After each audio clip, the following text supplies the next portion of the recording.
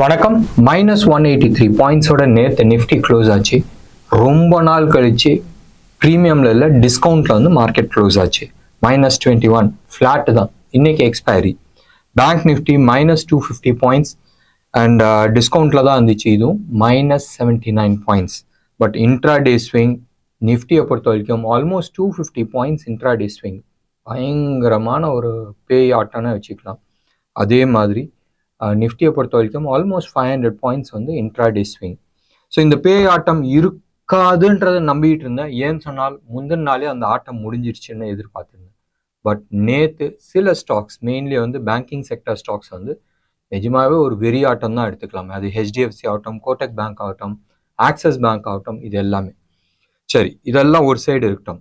இப்போ மார்க்கெட்டோட நிலை என்ன நீங்கள் வந்து எடுத்து பார்த்தீங்கன்னா ஹையஸ்ட் கால் அரௌண்ட் 22,000 லெவலில் வந்து எழுதியிருக்கிறாங்க. ரைட், இன்னைக்கு எக்ஸ்பைரி இல்லை. ஸோ எப்படியா இருந்தாலும் கீழே இறக்கிடுவாங்கன்ற ஒரு நம்பிக்கையில் 22,000 எழுதியிருக்கிறாங்க. இன்னொன்று வந்து அது என்ன கதைன்றது அது எப்போ ஒரு நாள் தனியாக பேசிக்கலாம். 25,000 போய் எழுதியிருக்கிறாங்க ஹையஸ்ட் கால். அதை விட்டுருங்க, அது வேலைக்கு ஆகாத விஷயம். புட்டை பொறுத்த வரைக்கும் 21,500 லெவலில் வந்து புட்டு ரைட் பண்ணியிருக்கிறாங்க. எல்லாருமே என்ன யோசனை பண்ணியிருந்தாங்களா, நேற்று யூஎஸ் ஃபெட் பழைய பஞ்சாயத்து ரைட், அவங்க என்ன பேசுனாங்கன்றது அந்த விஷயத்த வந்து நியூஸ் வந்து வெளில வரதா இருந்துச்சு. அந்த 45 டேஸ் கழிச்சு அவங்க போடுவாங்கள்ல பேசின விஷயத்தெல்லாம், எதுனால என்னதுன்றது. இது வந்து டிசம்பர் மாதத்துக்கான சமாச்சாரம். பட் பிப்ரவரி மாதத்துல வந்து வேற மேட்ரே வேற ஆயிடுச்சு. உங்களுக்கு தெரியும், இன்ஃப்ளேஷன் ஏறி இருந்துச்சு. இது எல்லாமே வந்து நேற்று நம்ம டிஸ்கஸ் பண்ணியிருந்தோம். பட் நேற்று நைட்டு வந்து அரௌண்ட் 12 மணிக்கு இந்த இன்ஃபர்மேஷன் வந்ததுல இன்ட்ரெஸ்ட் ரேட் நிறைய பேர் வந்து கட் ஆயிடும்ன்றது புஷ் பண்ணிட்டு இருந்தாங்க. எல்லாம் நம்ம ஸ்டெபிளைஸ் ஆயிட்டோன்றது. பட் அவங்க டிஸ்கஸ் பண்ணது, டிசம்பர் மாசத்துல டிஸ்கஸ் பண்ணது ரொம்ப சிம்பிளான விஷயம். இல்லப்பா, இது வந்து ரிஸ்க்கு. ரைட், நம்ம வந்து ரொம்ப ஃபாஸ்டா வந்து இன்ட்ரெஸ்ட் ரேட் கட் பண்ணால் இவ்வளவு நாள் நம்ம வந்து இன்ஃப்ளேஷனை கண்ட்ரோல் பண்ணது வந்து ரிவர்ஸ் ஆயிடும். ஸோ நம்ம வந்து ஃபாஸ்டா வந்து இன்ட்ரெஸ்ட் ரேட் கட் பண்ணக்கூடாதுன்றது அந்த டிசிஷன்ஸ் இருந்தாங்க. இப்போ என்ன ஆச்சுன்னா, நிறைய பேர் வந்து அந்த ஃபெட் வந்து எதுவுமே சொல்லல. நிறைய பேர் வந்து இந்த எதிர்பார்ப்புல மார்க்கெட்டை தூக்கிட்டு போனாங்க. திடீர்னு இது கிடையாதுன்னு சொன்னோன்னே டப் டப் டப் டப்னு மார்க்கெட் விழுந்துச்சு.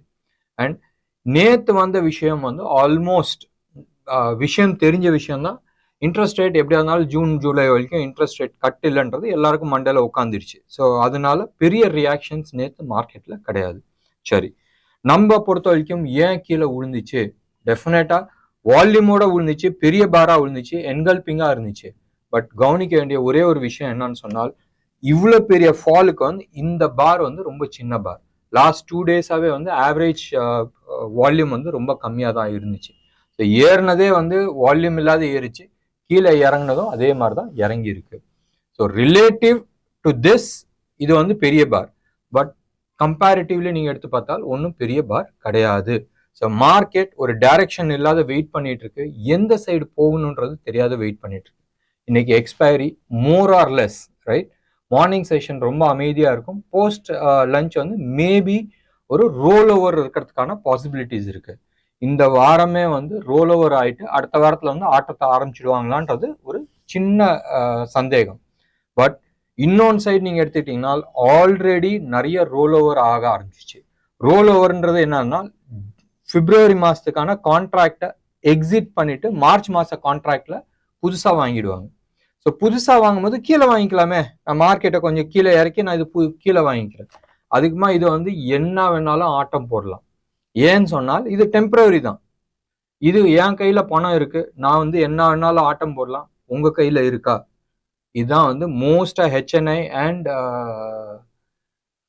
எஃப்ஐஐஸ் வந்து ரீட்டைல் இன்வெஸ்டர்ஸ்ல கேட்குறாங்க. இப்படிதான் வந்து ரீட்டைல் இன்வெஸ்டர்ஸ் அங்க போய் ட்ராப் ஆகிறாங்க. நேற்று அடிச்ச வோலட்டாலிட்டியில எத்தனை பேர் வந்து மாட்டிட்டு சின்னாமண்ணா ஆயிருப்பாங்கன்றது கொஞ்சம் நினைச்சு பாருங்க. சரி, இன்னைக்கு வந்து என்ன இருக்கும் மார்க்கெட்டை பொறுத்த வரைக்கும்? மார்க்கெட்டை பொறுத்த வரைக்கும் ஏபிபி லாஸ்ட் 2-3 டேஸாவே வந்து அப்பர் சர்க்கியூட் போயிட்டு இருக்கு. அப்பர் சர்க்கியூட்ல ஆல்மோஸ்ட் 8-10 பாயிண்ட்ஸ் போயிட்டு இருக்கு.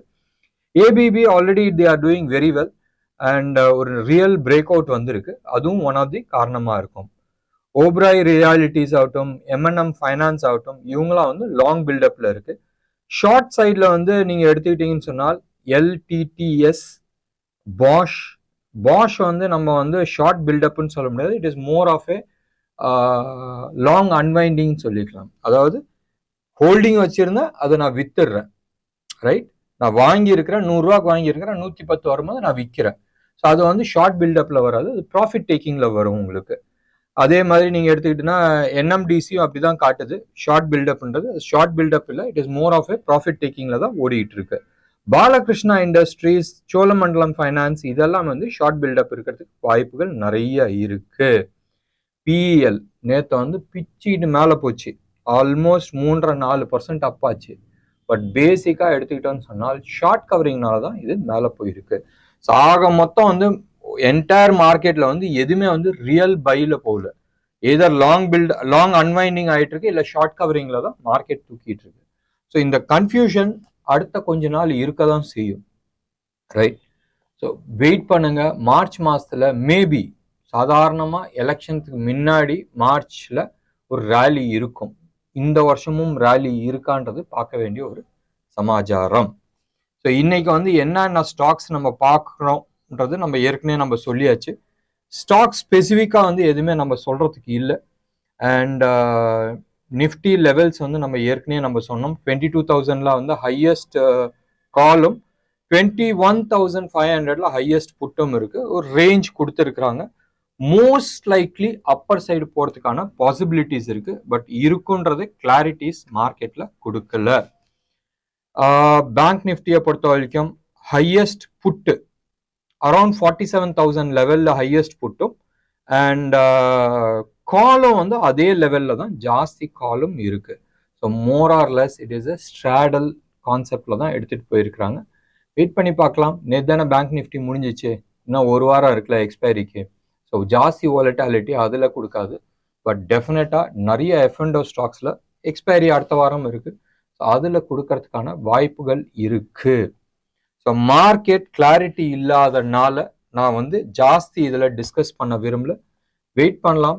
ப்ராபப்ளி இன்னைக்கு ஈவினிங் ஏதாச்சும் கிளாரிட்டி கிடைக்குதா, ஃப்ரைடேக்கு நம்ம வாங்குறதுக்கு, இல்லை மண்டே அன்னைக்கு நம்ம சில விஷயங்கள் பார்க்கலாம். என்ன நேர்களே, இன்னைக்கு ப்ரோக்ராம் உங்களுக்கு பிடிச்சிருந்துச்சுன்னா லைக் பண்ணுங்க, ஷேர் பண்ணுங்க, டெஃபினட்டா உங்களோட கமெண்ட் பாக்ஸ்ல கொடுங்க. நன்றி, வணக்கம்.